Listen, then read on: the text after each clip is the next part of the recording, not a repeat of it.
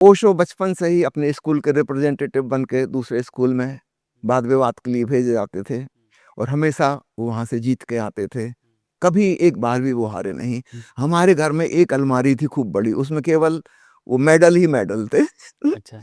जो ओशो ने वाद विवाद प्रतियोगिताओं में जीते। बहुत बड़ी अलमारी थी, खूब सारे मेडल्स उन्होंने जीते थे। यह प्रक्रिया चलती रही फिर, और जैसे-जैसे उम्र बढ़ती गई, हाई स्कूल में जब आ गए तो और बड़े पैमाने पे पूरे मध्य प्रदेश में बड़े-बड़े स्कूलों में विवाद के लिए जा रहे हैं। हर जगह से जीत के आते थे वो।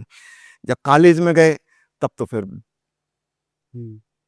महाविद्यालय स्तर, फिर विश्वविद्यालयीन स्तर, और उस समय अंतर विश्वविद्यालयीन वाद विवाद प्रतियोगिताएँ भी हुआ करती थीं। हुँ। अब वो नहीं होती तो आप शायद उस चीज़ को समझ नहीं पा रहे हैं। उस ज़माने में कितना इसका प्रचलन था। बिल्कुल। और एक यूनिवर्सिटी के लिए बड़ी इज़्ज़त की बात होती थी कि उसके तरफ से जो स्टूडेंट गया वो जीत के आया है। तो ओशो को इसी काम में लगा के रखा जाता था कि वो जगह-जगह जाएँ और वाद विवाद प्रतियोगिताओं में अपनी यूनिवर्सिटी का नाम रोशन करें।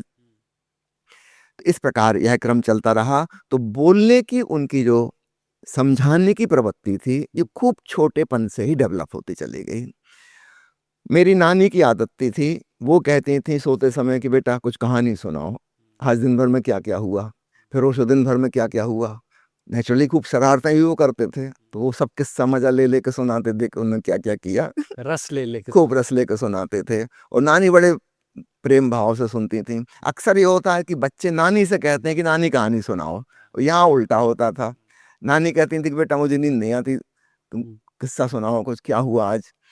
फिर ओशो ने कहा कि वहाँ से मेरी आदत पड़ी। अब हमेशा तो कुछ मज़ेदार इवेंट नहीं होता था, किसी-किसी दिन होता था, नानी को बड़ा मज़ा आता। किसी दिन फिर मुझे मनगढ़ंत कहानी बनानी पड़ती, तो वहाँ से कहानी बनाने की आदत पड़ गई कि नानी को मज़ा जिसमें आए ऐसी कोई कहानी, है ना? तो ओशो ने कहा कि मुझे जो कहानी लिखने की प्रवृत्ति हुई, बनाने की, वो नानी की वजह से हुई।